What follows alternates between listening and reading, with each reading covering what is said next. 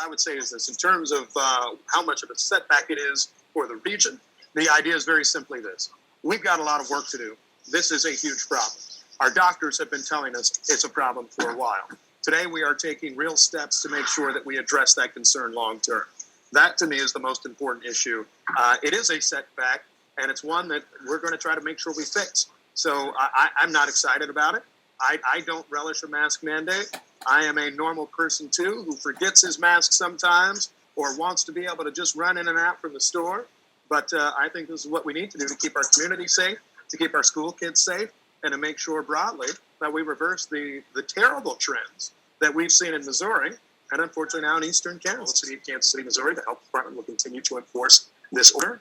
If there are known violations, then they'll investigate them, provide warnings as always, and hopefully that's the end of it. We do not look forward to, look, I say you can't enforce your way out of a lot of problems. I don't think you can enforce your way out of COVID-19. We certainly expect a great deal of voluntary compliance, but it is an order. If folks don't follow, they're in violation of the city ordinances, and we'll have the health department that deals with those issues thereafter. So in terms of place of public accommodation, this is a lot like the order that existed previously in Kansas City, Missouri.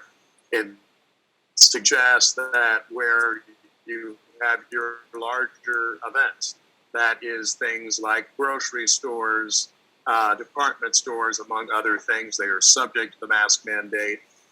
Private residences, for example, even private vehicles in some ways are not covered within it, private club, and any place where you are not broadly open to the public. So if you have an office and, for example, no one ever comes into the office from the general public, then that would fall within the public accommodation. We've worked with the CDC throughout the entirety of this pandemic.